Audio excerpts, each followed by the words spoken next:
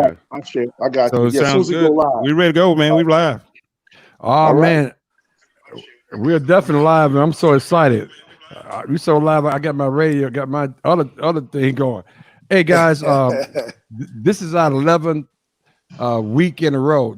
Episode number 11 for the Sports Shot Drop In, and myself and K Mac and Jasmine's on vacation, so we're gonna miss her today. But we're so excited, along with our other partner Chucky Brown, to bring a friend of Chucky's and the guy I met a long time ago as well. I'm sure he remember that. But he's a guy that when you talk about showing the intestinal fortitude during the Final Four, and I was there in Indianapolis, by the way. My team lost in the opening of the Final Four, Carolina, but he was there, and guy he sprung his ankle, and everybody thought he wasn't going to do anything. He wouldn't come back.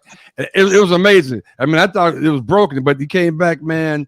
It showed their leadership for the Michigan State Spartans, and I'm talking about big time championship in 2000, and ended up being the most outstanding player for the Final Four. We're so happy to bring him back to the sports shop, man, and drop in a Sparta himself, Mateen Cleaves. What's up, brother? How you doing? Man, it's all good, fellas. Hey, I'm just excited to be on the show, baby. You know what I mean? That's all true. It's all good, baby. Come on now. Look, we're glad to have you know we have a NCAA champion. You know, I heard Chucky actually won an NBA championship. I haven't confirmed that yet, but we're still working on that. Chucky, he always get you like that, don't he, man? Hey, yo, but it's all love though. It's all love though. I won't believe it till you show up one day with the ring on. I'm gonna say, "Oh, okay, all right, you're right, Chucky." That's a good point. We hadn't seen that ring, so that's a good point. I hadn't seen the ring. but Mateen, let's kick this off, man. Let's start talking about you one of the Flintstones, obviously from Flint, Michigan, and definitely talk about why you chose Michigan State. Talk about your tenure there. Obviously, ending on a great note, and of course, Tom Izzo, who I know you have a great affection for. Talk about those things if you would. Yeah, it's funny, man, because people thought I was crazy to go to Michigan State. Back in 1996, Michigan State wasn't the prominent basketball program that it is today. And, That's right. I was one of the top players in the country coming out of high school. I was, one or two, depends on who wrote the article. It was either me or Mike Bibby. And I was ranked 7th overall back in 1996. Kobe was the #1 basketball player in the country. But, I was highly touted for football and basketball. I was one of the top quarterbacks in the country as well. And I always grew up liking Michigan State. In our household, it's either Michigan or Michigan State when you grew up in the state of Michigan. And my father was a big Michigan State fan, and he was a big Michigan State fan because Michigan State was one of the first schools that recruited black athletes. Yep. And that meant a lot. Yeah, that meant a lot to my father. So growing up, that's who we watched in our household. So I took a liking to Michigan State. But what really sealed the deal for me was Coach Izzo. And people, like I said, they thought I was crazy because he was in his first year. He hadn't really proved himself. Michigan State hadn't really, he couldn't sell me on, you can go to the Final Four. He couldn't sell me on, you can go to the NBA. He hadn't sent nobody to the NBA yet. He had really nothing to sell me on. But me and my mother and father, we bought into the person, and Coach Izzo, Chucky, you remember being recruited, man. Everybody got their sales pitch. And Coach Izzo was just a genuine person.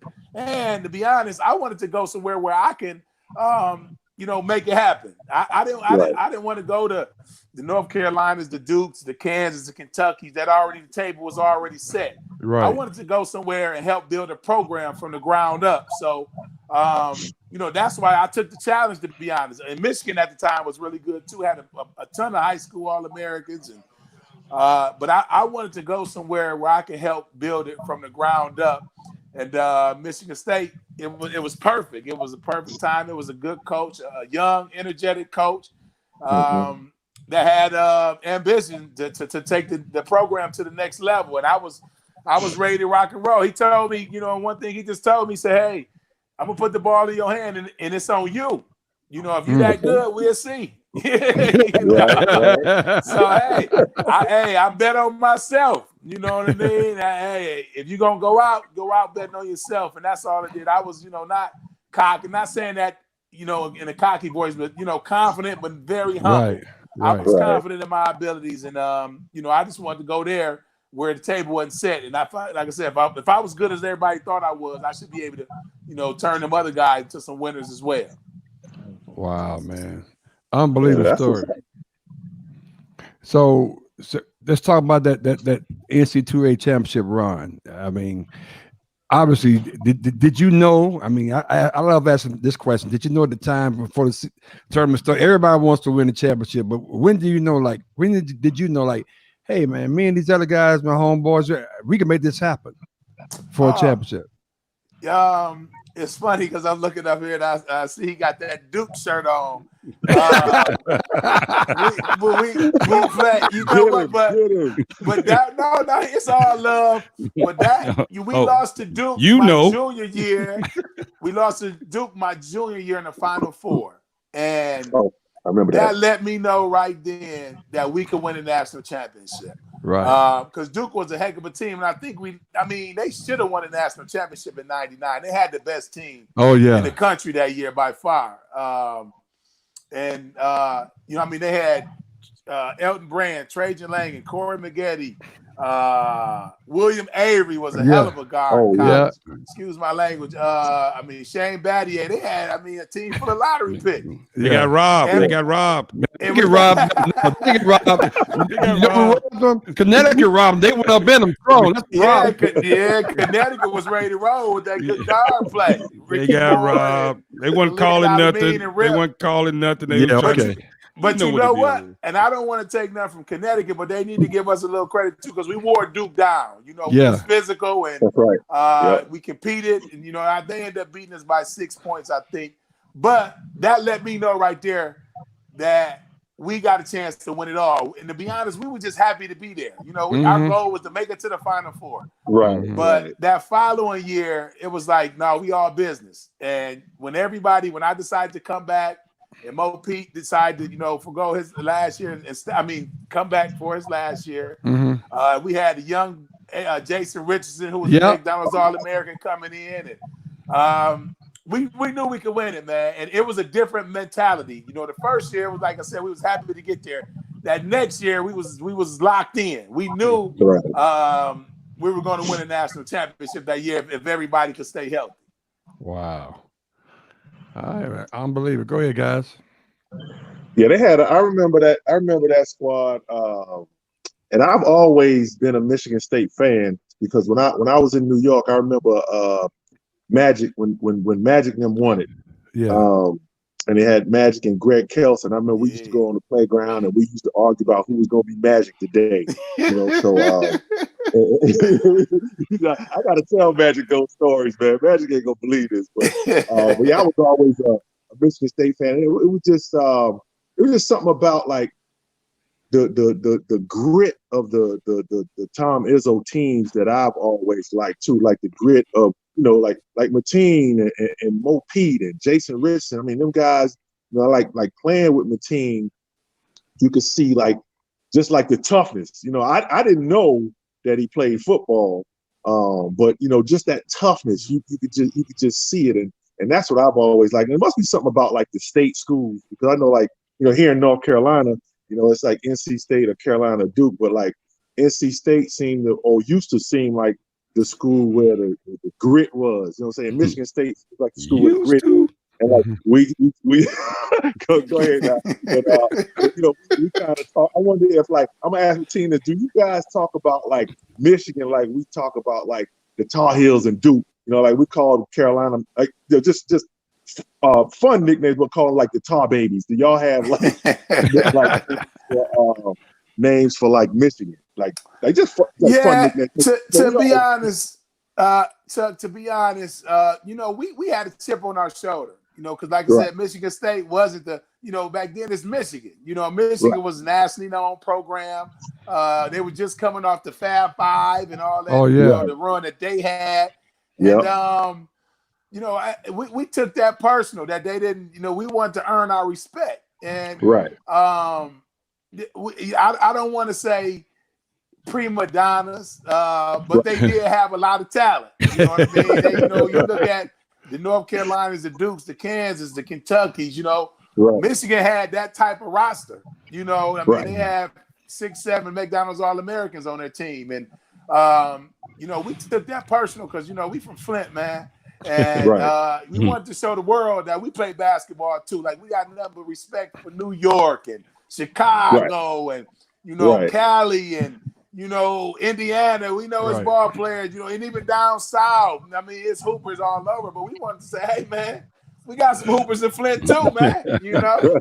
So every day we took it.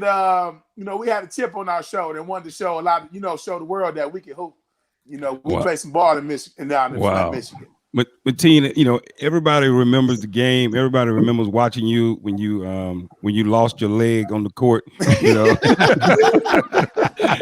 You lost an entire foot on the court. You came back without a foot, and you played.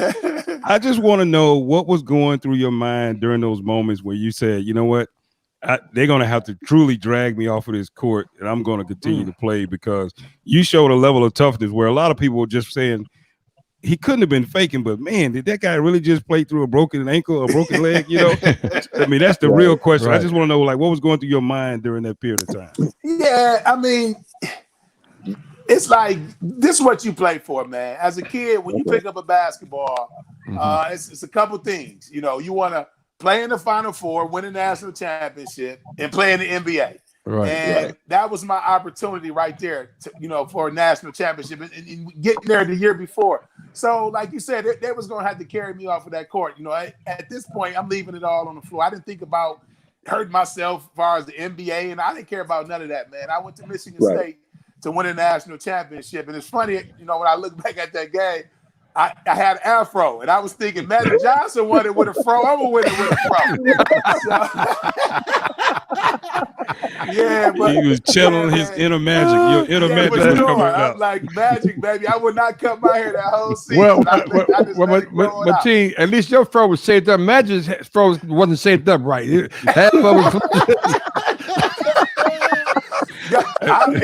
might be giving me a little too much credit, because when I look back at mine, I'm like, what was I thinking? And they always replay the game. I'm like, oh man, it was like there wasn't no barbers in Flint, Michigan. Look, you were worried about balling. You was a hooper. You weren't worried about getting your edges right. You were good.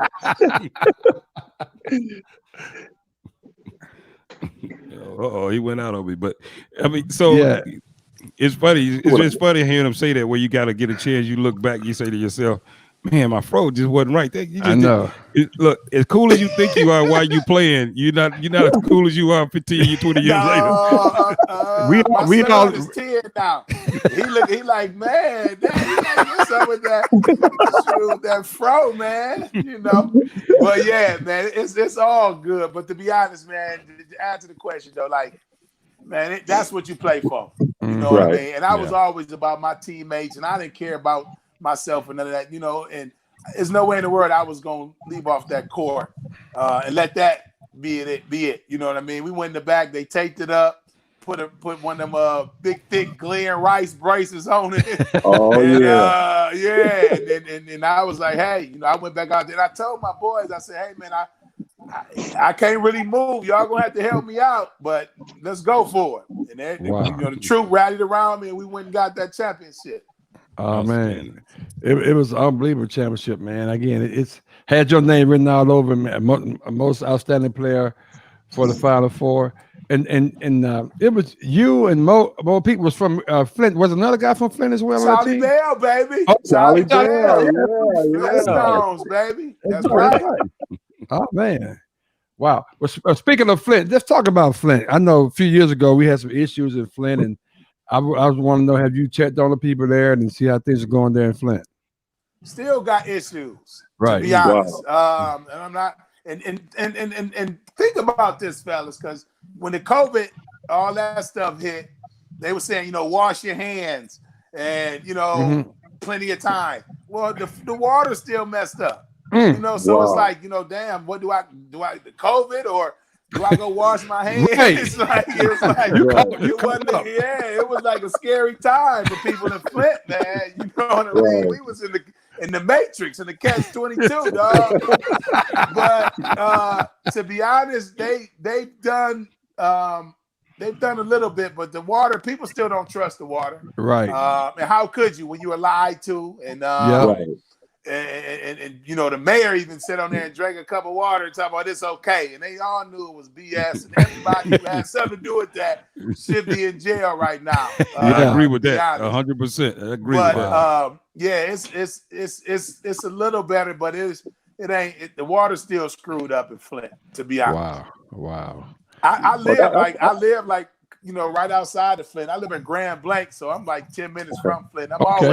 I coach an AAU team in Flint, my son's AAU team, so I'm still in Flint on a daily basis. And you still hear about people, man, afraid to take showers and taking showers with bottled water and all that kind of stuff. Yeah, Ooh, man. And I know it kind of the media don't talk about it that much no more. Right. But the water still ain't 100% yet. Wow. Yeah, I find that just amazing because you are in the so-called richest country or whatever you want to call it, richest country, and I mean you have people that can't even use the water. I mean you're not talking about like you talk about when you go to Mexico, don't drink the water and stuff like that. You never talk about that in America. You know what I'm saying? That's just crazy. That blows my mind. Yeah, it was crazy, man. And like I said, it was sad the way they did people. Then they get on the TV and they make all these lies up and all that kind of stuff. It was wrong, man. They connected our water. They knew the water that they connected us to drink was like General Motors stopped using that water because it was corroding car parts. Oh wow! So why the heck do they think we can drink that stuff? And what it was, to be honest, and I don't, I'm gonna just be real 100. It was a bunch of black people that they didn't care about. Right. And that's what it came down to. They didn't care about Flint, Michigan, and that's why they did. And it was over some money to save a few dollars, like somebody's life. That's ridiculous, man. Yeah, man. Yeah, that just says that speaks volumes right there. You know what I'm saying? Where you are willing to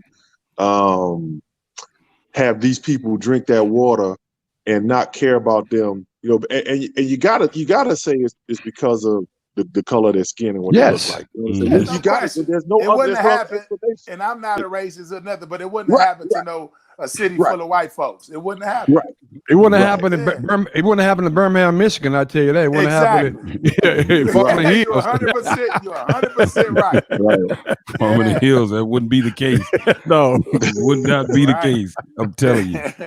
So, So Mateen, I wanted to ask you, just listening to the story, just talking about, but real quickly before we move on to some other stuff, talk about the transition from playing in Michigan, coming off of the injury, and then making that transition to the NBA. Is it like what triggered it for you? What was the most surprising thing for you once you got to the NBA or trying to make that leap to the NBA? Oh man, I mean, they tell you guys are faster, guys are stronger, guys are more talented. But you out there trying to chase Allen Iverson around or stay in front of a Jason Kidd or you know what I mean? Oh, baby, they can't. You got to go through it. They can't prepare you for it. It ain't nothing. They don't got no cars riding down the street dribbling the basketball. You can't prepare to take Jason Kidd. Flat out, like the speed is so different, and like reaction time. That was one of the biggest adjustments. Like in the NBA, it's like boom. Like if you see something, you can't think about it. Like as a point guard, you come off a screen and roll. You got to make that pass or make that shot. And the decision making is like boom, boom. And so that was the biggest difference to me, making that jump. But to be honest, man, I was so grateful and thankful, man, to be in the NBA. I thank God every day, man, being in Michigan and dreaming about playing in the NBA, man. I don't got nothing bad to say about my career, nothing, man. Like I enjoy everybody. cats to see me, and we got paid on the 1st and 15th. So they like, what's Talk up? to 'em. The 1st and 15th, baby. That's what's up, baby. It's all good over here, baby. We good. Oh, that's right. The 1st and 15th, baby. I'll start to name my son the 1st and 15th, baby. Now, hey, look. Now that's Flint's finest right there, baby. That's Flint's finest right there. I just keep it real, man. Keep it 100 right there, man. So the money was great, yeah, but just playing against the people, man, you admire growing up, and seeing people like Chucky, like even Chucky, like I played with Chucky, man. I grew up watching Chucky, man, and to be able to play on the same team with him, I mean, I talked to him all the time, man. I used to stay, having a conversation up under Chucky and asking different stuff and about the league and different players when he, who he played with. It. Man, I was super blessed to be able to, play in the NBA and be around such good people and friendships that's lasting forever. That people I've met. So, man, I had a good run, man. I had no complaints from me. 1st and 15th, baby. I love that. Come on with it, baby. I love that. No, man. Matter of fact, that's why they go into that bubble right now. So a whole lot of people saying, hey, that 1st and 15th been missing for a couple of 15. Oh, yeah. Them boys like, come on, we're playing in the backyard. Come on with it. Yeah, you playing nothing. But that's an interesting segue to a couple of things. What's different in your mind, Mateen, in terms of the game today versus when you was playing?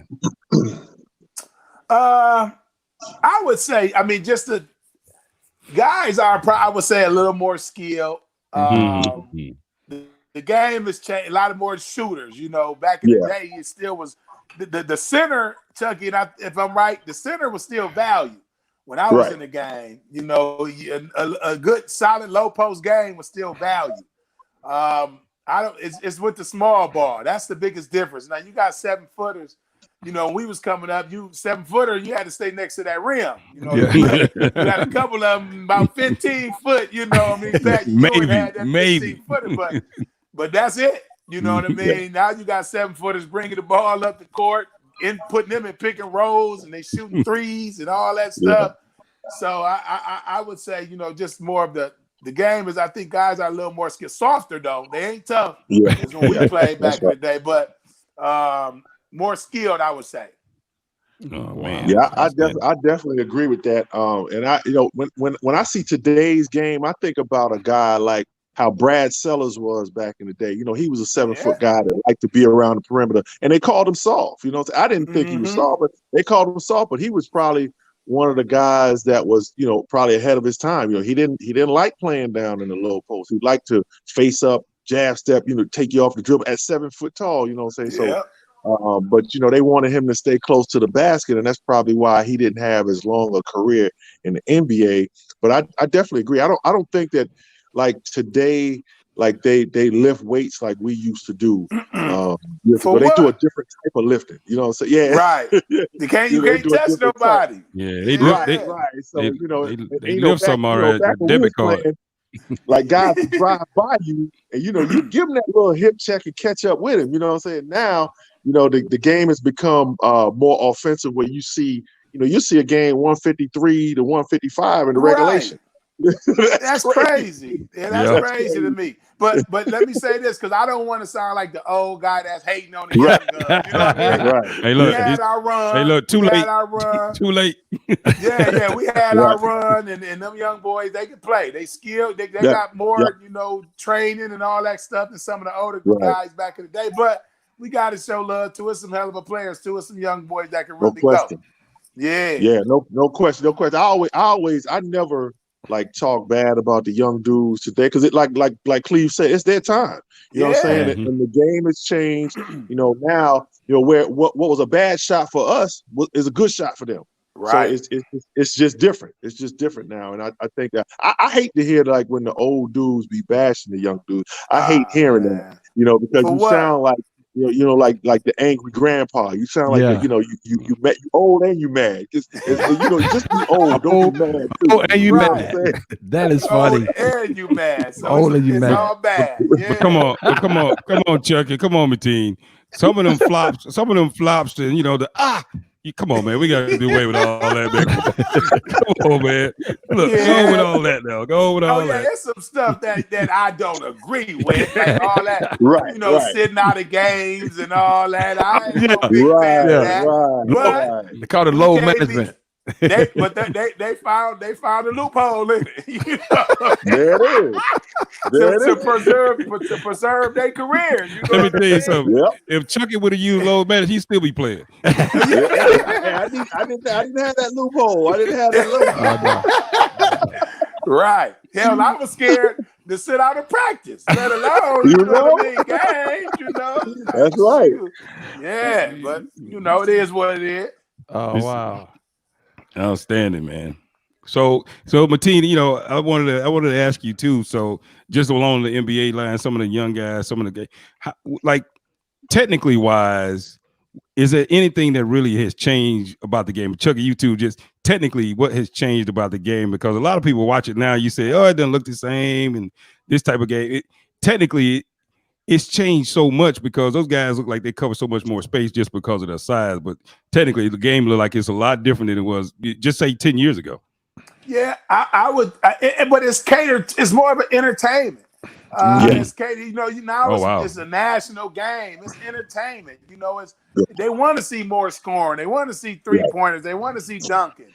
Back then, I love to watch a old school defensive battle. You know what I mean? The guy got to, earn and fight for 2 points. Now the game has changed so much. To me, it's turning more into entertainment. They cater to the scoring. They call something you can't touch nobody. Like how the hell you gonna guard some of these guys? I know that skill like that and not be able to hold and bump and touch. Like it's impossible. You damn near just gotta hope a guy missed the shot. You know what I mean? It's like fastest man on the planet. You say don't touch him. Like, well, how the hell am I gonna guard him? Exactly. Like you can't touch KD. Like now, how do you guard that? Right. He's 7 foot. Him in the yeah, you can't. Like, how do you guard them guys? So I just think, marketing wise, the game is catered more to scoring to appease more fans across the world. And I think that's my opinion. You know what I mean? That's my humble opinion on why it's changed a lot. Yeah, I echo that. I feel the same way. I think that it's turned more into entertainment. I think that when it started turning more, or they started trying to get it turned more to entertainment, where you couldn't do as much on defense, probably was after that Mike Fratello era when you had the scores would be like 77-71 when you played the Cavs, and some people like a good defensive game, but then if you want to like branch out around the world, it's got to be something fun, like some can't miss TV, and like like years ago, like when we had Phil on before, Phil was talking about how hard it was to get to the basket. It used to be hard to get to the basket. You know what I'm saying? Where guys would be hand checking you, grabbing you, and it wasn't no foul. So I definitely echo that. I think that it's turned more into entertainment. And like I said, a good shot for like one pass, 3-point shot was not happening back in the day. You was coming out. You know what I'm saying? That's a bad shot. You didn't make that shot. That's a bad shot. But now, one pass up, they take the threes on the break and stuff. It's just different. And like Mateen said earlier, the center had some value. So everybody had that 7-footer that you could throw down in the low post and go to. And the center, had more value back in the day, where like the center, like it's kind of like positionless basketball. You know what I'm saying? You can throw a guy out there and he can play. You know what I'm saying? Because you look at a guy, like Draymond Green. Because he's a 6'7" guy he plays center. So basically he could be the biggest guy on the floor playing center. You know what I'm saying? So, listen, Chuck, and I don't mean to cut you off, Chuck, but can you imagine him having to guard Patrick Ewing, David Robinson, a young Shaq? Like, I mean, look, man, come on, man. No. It would have been lunch. It would have been lunch meat. And I love David. That's my little brother.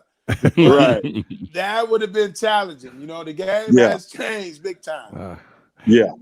And like Cleve said, I couldn't imagine, like, you got Patrick Ewing, you got David Robinson. I mean, I'm not even gonna mention, like, Rick Smits was a man, guy. You know what I'm Duncan saying? Dutchman, You know, yeah. Smith, people don't talk, exactly. people I don't remember talk him. about him. The You know what I'm saying? dream. Brad Daugherty. You know, The Brad dream. Daugherty. Ooh. I mean, those. Everybody had that 7-footer. Everybody had one. Yeah. Now, today's game, everybody don't have that 7-footer. And if they do have a 7-footer, it's like Porzingis. You know, he'll be out there on the perimeter. You know, floating around. So, and you can guard him out on the perimeter with a 6'7" guy. You know what I'm saying? Mm-hmm. Oh man, this is great stuff. Let's transition a little bit. I want Mateen, I really want to get your comments. Everybody we brought on here, it's just kind of funny. We when we first started this, we was talking about the COVID-19 scenario. Then of course we got into the George Floyd scenario a few weeks ago. Now we're on this thing where we're hoping, I think we're all hoping, all of us on this call, that this is a movement more than a moment. Black Lives Matter. Let's talk about where we are in this country right now from your perspective. You know, to me personally, I like to see people standing up, all races, you know, black, white. You know, it's like the thing they always say, well, you know, all lives matter. Well, hell, all lives can't matter and black lives don't matter. No, that's you know? Exactly. You know what I mean? Exactly. And if you taking it personal when they say that, something wrong with you. Exactly. You know? Right. And Right. That's right. I applaud, you know, everybody that's stepping up and saying something. You know, some of these other people, you know, they don't say things, they hide behind, you know, my endorsements. I don't want to offend nobody. Well, and that's stuff that happened to Floyd, man. That's right and wrong. It ain't no gray in between it. That's exactly dead right. wrong. Right. He was wrong for that. And so I applaud you know, everybody that's standing up for it. I'm standing up for it. I always post up on my social media and try to educate my sons and, you know, the younger kids on the basketball team about social injustice and, you know, all the type of stuff that they're going to face growing up being a black male. I don't, you know, it is what it is. You might as well start educating your kids on it. It ain't going nowhere. Now we can keep fighting for it and stop this, you know, that I don't want to say, you know, go out and be violent, but you know, sometimes the marches and stuff that ain't been working. You know what I mean? Sometimes you gotta shake some things up and say, hold on now. You know, the bully gonna keep picking on you till you hit him back. You know? Yeah. So I'm not saying, hey, go out and burn no buildings down, but I am saying don't keep standing for it. Hey, look, it's like growing up back in the day. Your parents, you know, they say, you know, I ain't gonna keep talking to you now. I ain't gonna keep talking. Right. And look, we all knew what the hell that meant. It was like, oh, okay, better chill out. Yeah. I don't mean no time out either. You be unconscious. Exactly. Yeah. And that's absolutely a fact, because you know, if justice is done, then there's no reason for me to have to feel like, you know, I gotta do something. You know what I'm saying? I gotta do something other than Mars. You know what I'm saying? You know, so if justice is done, I'm not worried about anything. So I know if you do something to me, that, you know, justice is going to be done. So, but when it's not done, you know, and I've been doing all this walking around and my arms holding this stuff up, but my feet gonna get tired, my arms gonna hurt eventually. So, and I gotta do something else. You know what I'm saying? So, I mean, it's just a matter of you know, just doing something about what has happened. And like Cleaves said, you know, I'm all about love and peace and all that, but you know, I don't want to feel like, you know, if I'm walking around the mall, you can slap me in the head anytime you get ready. You know what I'm saying? There has to be some repercussions and consequences behind it. You know what I'm saying? So, that's right. And that's basically it. That's basically it, man. You can keep calling me out my name. And listen, and check this out. I had because I posted the picture when the police officer had his knee in Floyd's neck. And it was a Caucasian male that reached out to me and said, well, you're adding to the problems by posting this image. And I can't believe you posting that. You adding fuel to the fire. And I said, I didn't draw the picture. That's real life. You know what I mean? Like, you act like I drew a picture on there. Like, this is real life. So I said, if you tired of looking at it, I'm tired of living it. Right. You know what I mean? Right. So yeah. He like you, this image is. I said, shit, I didn't draw it. This is what we live in every day. What's really ironic about that, you know, Chucky got put in Facebook jail because people were coming at him. He went back at them. Got 30 days. K-Mac got his ongoing conversation with guys he used to work with about the Confederate flag, man. People about to lose their minds, seriously. Yeah, the guy was flat out. I think a lot of this has exposed a lot of people too. And they're not who we thought they were. You know, that's exactly right. So, and you know, this is good that this is happening. You know, you got to take the positive out of it, and it's good that I find out who you are. That's exactly right. Yeah. You know. My man said, got told me flat out. He said, "How could that be systemic racism? You seem to be doing pretty well for yourself." Wow. I said, what? Wow. Wow. How does that work? Yeah. And some of the stuff they say on my social media, one guy I just said, I don't even know how to respond to you. You know? I'm just gonna let that one go because I don't even know how to respond. I don't know if I should be mad. I don't know. I'm just gonna let it go. You know, like some of the stuff be crazy. Yeah. Real quick, and we don't spend a lot of time on it. We talk about justice and injustice, but Tina, I know you had your about with a scenario, and regarding that, I would like you to talk about it a little bit, if you will. Oh yeah, you know, I was, you know, I gladly talk about it. You know, I was wrongfully accused of sexual assault, and the crazy thing about it, you know, I was at the peak of my career. You know, after I played ball, I was doing broadcasting. I was, you know, working for Fox Sports Detroit, covering Detroit Pistons. I had 2 national radio shows on Sirius XM. Wow. CBS Sports Network. You know, they was kind of grooming me to be that next one there. Yeah. And, you know, I met a young lady, and I was, you know, and I continue to say this, I was wrong for stepping out on my wife. But, you know, I met a young lady, and it was probably she approached me the whole time. You know, she was on me the whole time, and I ended up going to a hotel with her. You know, we indulged in a sexual act, and you know, a week later, you know, my door was getting kicked in, you know, saying that it was, you know, I sexually assaulted somebody, and, you know, I couldn't believe it. And it's crazy. My stuff was so bad. Like it was sad. There was so much injustice in my situation. I mean, her story didn't line up. She lied 1,000,000 times. It got threw out on the preliminary level. Then they brought it back. Which is so crazy. A white lady, this is a white girl that I had the interaction with. A white lady judge threw the case out because she lied so much. It was so bad. So they threw the case out. Then a black man allowed the place to they appealed it. He allowed it to come back in. Oh yeah. And it was so much behind the scenes stuff that went on, man. We ain't got enough time to talk about that stuff. But it was wrong. On how they did it, but they brought it back, and then they so I was gearing up to go to trial. This went on for 4 years. They tried to send me a plea agreement before about a week before I went to trial, and I told them I wasn't taking no plea agreement. You know, I was looking at 15 years in prison for doing nothing. And, I refused to take a plea agreement, and I mean they gave me, it was 5 charges. I was looking at 15 years in prison. And then a week before, if I did all the stuff you say I did, why would y'all send me a plea agreement? Right. No jail time, no sexual assault, just agree to a felony. I said, hell no, I'm not doing that. Right. And I'm not I'm not taking no plea bargain. We finna go fight this. So I went to trial, man. I went on and fought it. And what it made me realize is a lot of people are in jail that's innocent. Right. I was able, I had the money to fight it. I had about 5 lawyers. You know, I had the money to fight it. Right. But for 4 years, they thought they were just going to drain me. You know what I mean? And I was ended up going to take a plea because I didn't have the money to pay for lawyers. But Chucky, no, I was tight. Chucky told me to go back in the NBA, save your money, boy. So I had, you know, money. You know, still had a pretty good amount of money. And but I wasn't gonna do that, man. I was not gonna sit up there and I felt that I had to fight for people that didn't have a voice, people that didn't have the means to pay for attorneys and that just took plea bargains and you know whatever, man. Don't because you know I'm looking at 15 years of prison. I didn't do it, but give me 2 years, I'll take that. Like no, I wasn't doing that. I wasn't doing it, and I went and fought him, man. I went. It was bigger than me.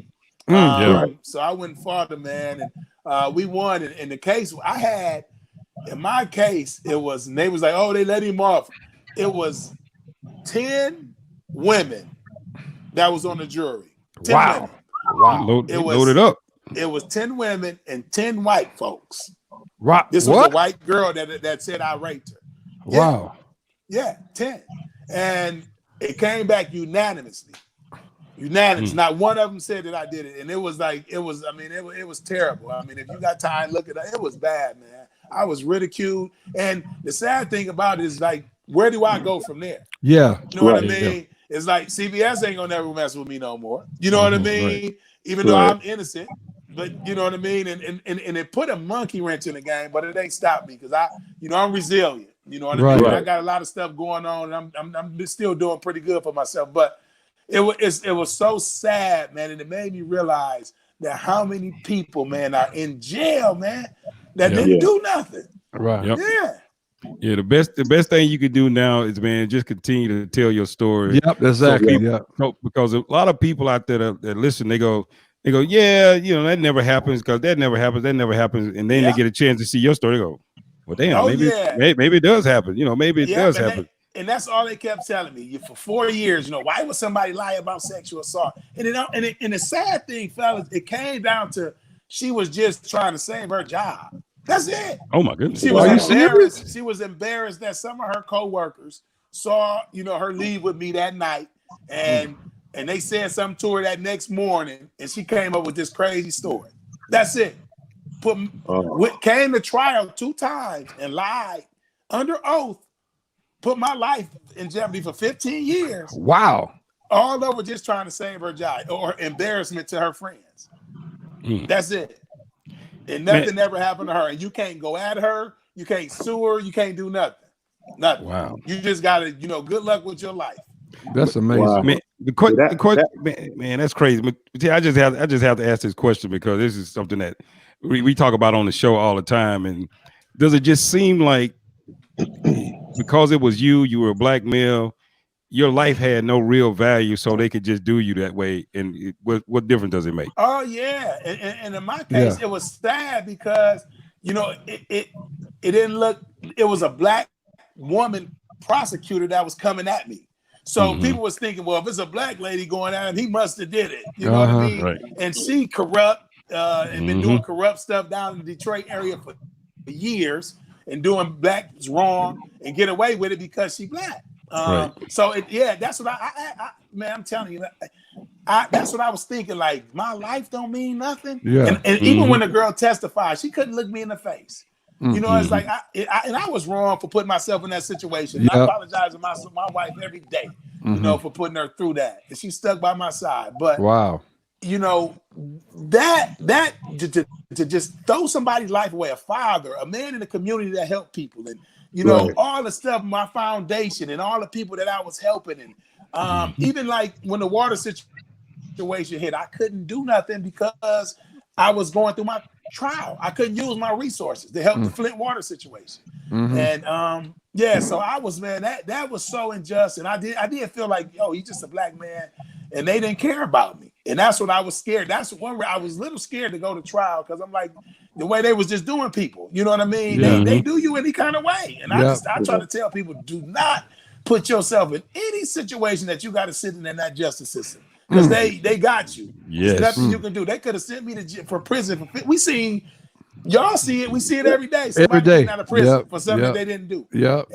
But to echo what I said earlier, man, it just made me realize how many people that's in prison, especially blacks, that's innocent. Yep. Man, it's sad, and they send them to prison every day, man. But I wasn't going out like that. I was gonna fight. I just find that just crazy that someone can lie on you and then lie under oath and then nothing happened to them. You know what I'm saying? Whereas you got this dude, and I remember, like, when I would see Mateen on TV, like I didn't even know he was on TV at first, but then I saw him on CBS, and then I texted him, you know what I'm saying, like at halftime, I was like, yo, please, you sound good. Yeah. So he hit me right back, so I would always text him, and then I would see McCleaves, like I saw him down in Orlando, came to the, you remember that when I saw you down in Orlando, you turned me on to the side of the cards. You turned me on to the side of the cards deal. So, and I mean, just knowing him, when I heard about it, I was like, ain't no way. So I was trying to hit him when all this was going on and never got a response back.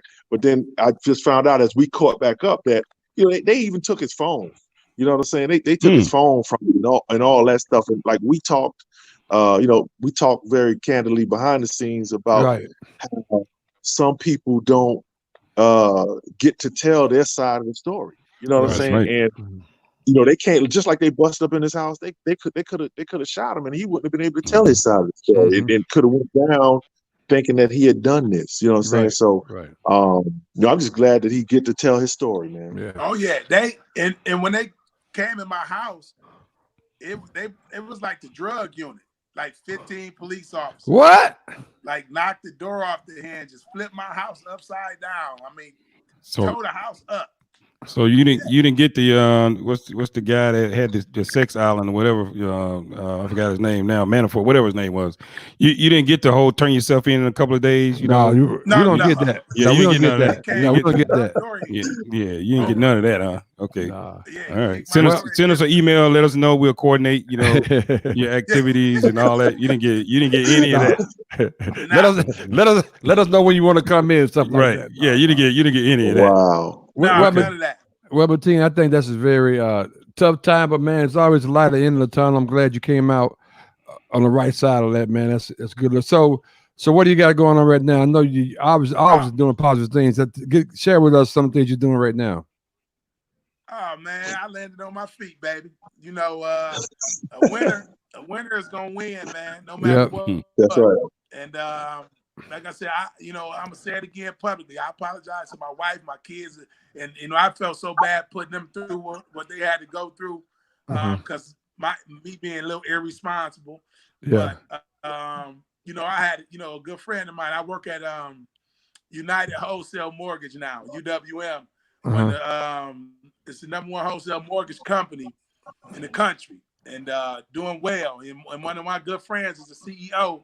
And when everybody, the world, turned their back on me, he brought me in to be on the leadership team at United Shore. And man, I'm speaking to we got 6,000 employees, over 600 leaders.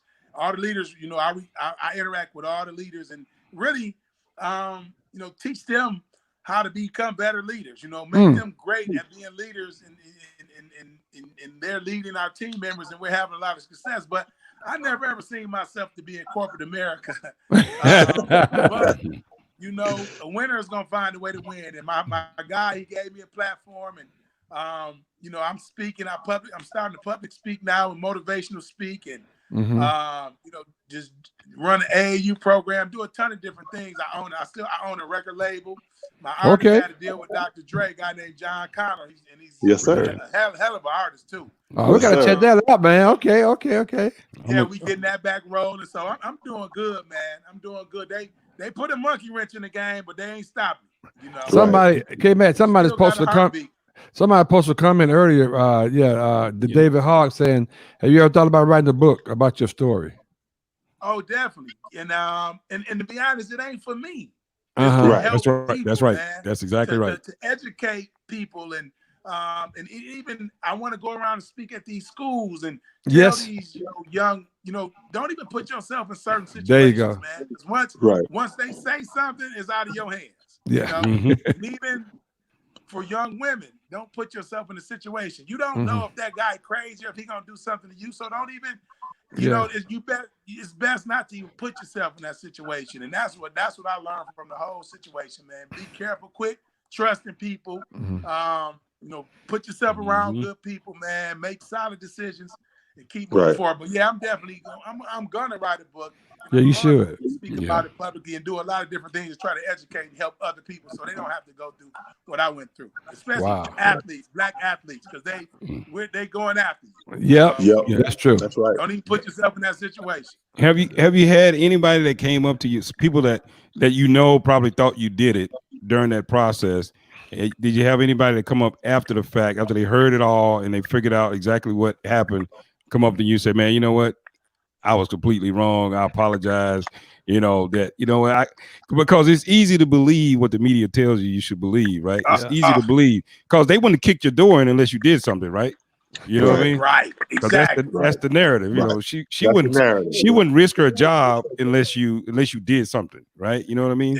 Exactly. So it's one of those type things. But then my question is, especially, it's always on the backside. I'm interested to know, do people have the dignity to come back to you and say, you know what, I really thought you did it, but you know what, man, I was completely wrong. I was off base. I apologize for that. Yeah, a lot of people do, man. A lot Wow. of people say, man, I'm glad you got through that, because the way the narrative that the media painted, I mean, you would have thought I did. I mean, I held her captive and kidnapped her, and I'm like, people that know me like, what? Come on. But it was some people, I always say they left me, but I learned a lot because I needed to see that. Because I always thought, everybody loves me, fans and friends. There we go. Me. There we go. Everybody loves me, and that wasn't it. That's not the case. A lot of people, a lot of people scattered. Even guys I played with, man, it was like, it broke my heart, man. I'm like, this me, man, like this, it's like you screaming out for help, and it's like nobody hearing you. Like, this is me. Y'all know I would never do nothing like that. Right. So, to answer your question, it was people. And I'm gonna tell you who helped me a lot was Coach Izzo and that, because I was done with a lot of people, and he was saying, he said, you got to get forgiveness in your heart, man. So you can move forward. Because I was holding a lot of anger and pain from going through the situation, from friends that I lost and people that I thought felt should have been there, that I went over and beyond to do things for. It was always in their corner. But when it was time, it wasn't the same love. But I learned from it. And now moving forward, I got a whole different train of thought. You know what I mean? I learned a lot from a lot of people, but I'm good. My mama raised a winner. And Dad, that's good. Right. That's what I'm talking about. You won a championship with one leg, so I know you the man. Hey, you don't win, baby. That's right. But I think that's important. What Coach Izzo said too, because like you can't move forward if you still you got that anger. You got to find it to forgive, but never forget. And I think that was great that Coach Izzo said that. And Chuck, let me say this. I didn't mean to cut you off, big bro. No, you good. And I'm gonna tell y'all about Coach Izzo. Hell of a guy.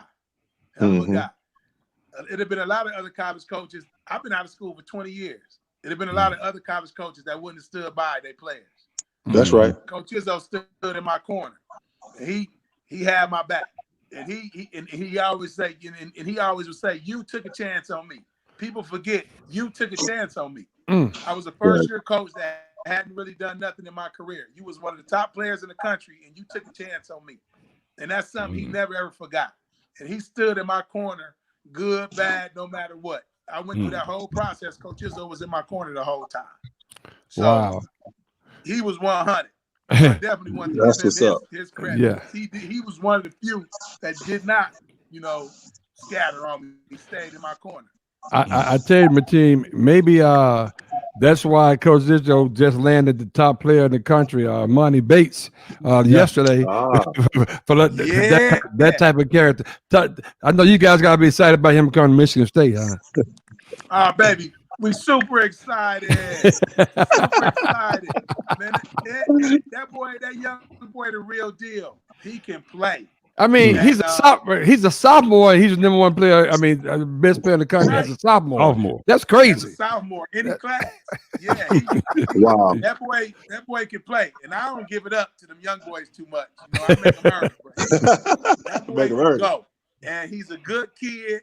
He got a great head on his shoulder, and he got a good, real strong black father that's in his corner, that's keeping all the riffraff away from him. I was so happy that was the case, because sometimes you see some of these young kids and people get around them and take advantage of them, and they're a little loopy.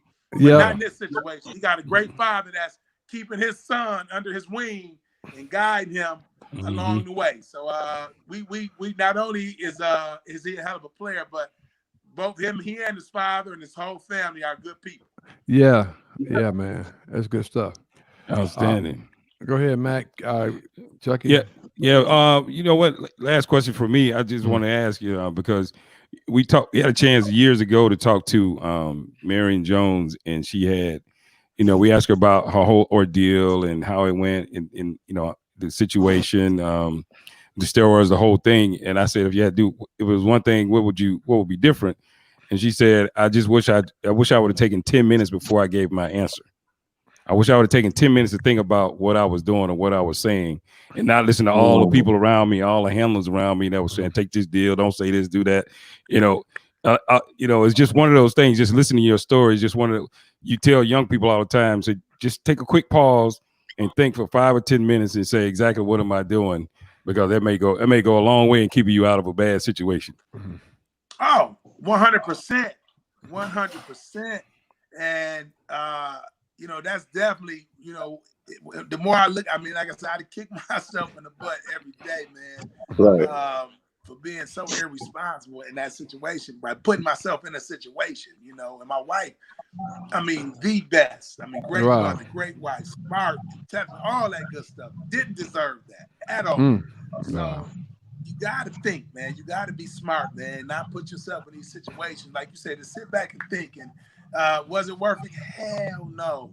Excuse my language. No, you're right. No, man. Yeah. So the best thing is sit back and really think, and don't put yourself in these situations. And that's a message I want to drive to these young people, like athletes, and just in general. Don't do it, man. It ain't worth it. Don't. If you meet a girl, man, listen, you gotta get to know her, get her phone number, call her a few times. Like, be careful. Yeah.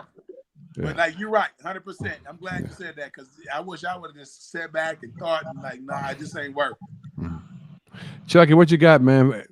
Yeah, I just wanted to thank Mateen for coming on first and foremost, but also just like he said, man, you got to think, and I think that a lot of times, and we're human beings. Sometimes we're gonna not think, and do some things we wish we wouldn't have done. You know what I'm saying? But that doesn't make you a bad person or nothing like that. You just didn't think about it at the time. You know what I'm saying? Made a bad decision.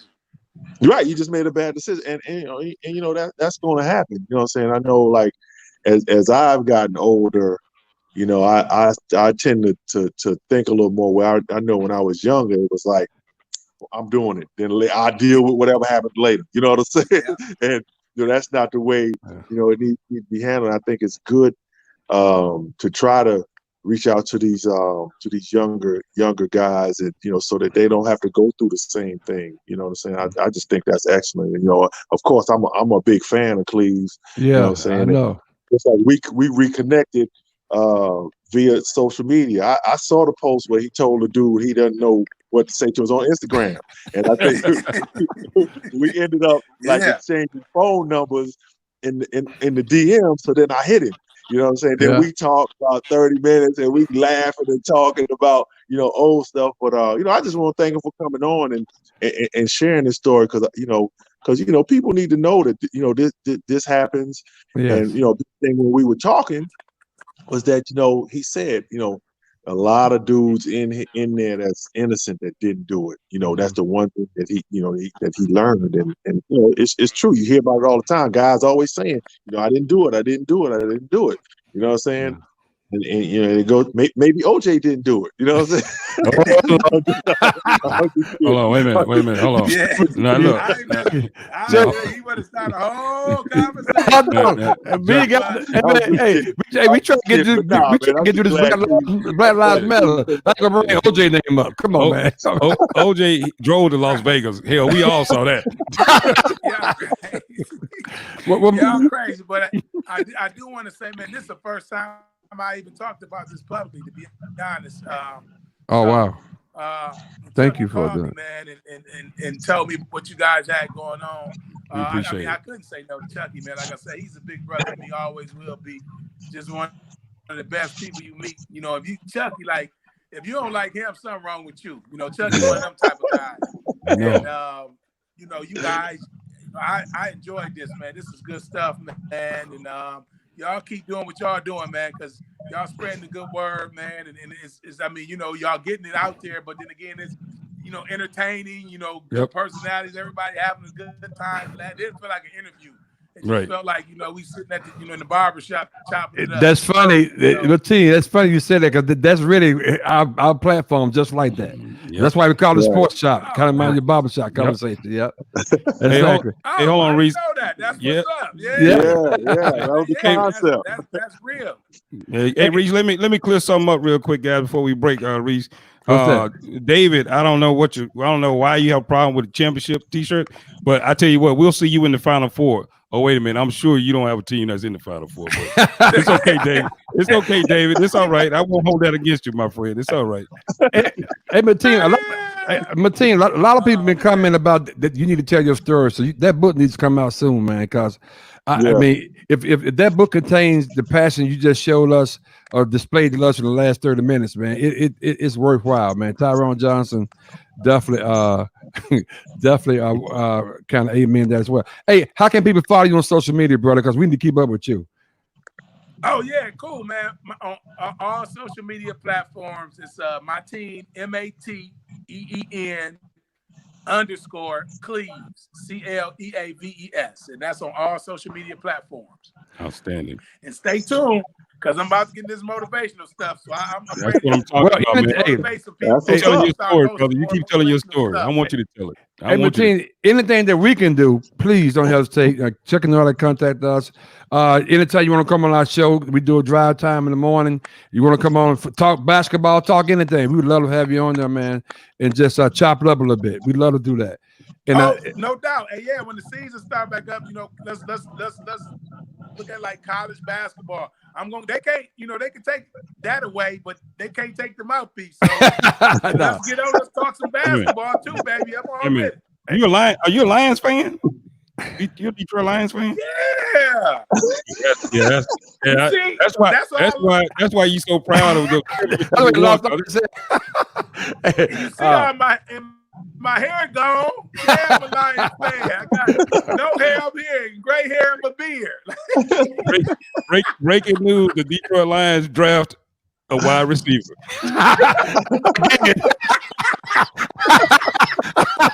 But sooner or later, after 10 times, maybe they get it right at one point. But anyway, Mateen, I'll leave you with this, man. My mom always tell me that you may endure through the night, but joy comes in the morning. So I think you're moving, man, forward. I think things are great, man. It's a very inspirational story. Man, Chucky was right. So Chucky, get my man on. I said, I met him one time, but man, you just delivered big time. Anything we can do to help you, man, stay safe and keep on doing what you're doing, brother. Oh, man, I appreciate you guys. Nothing but love, fellas. Y'all take it easy. Yes, sir. All right, Cleaves. I'm going to holler at you, man. Okay.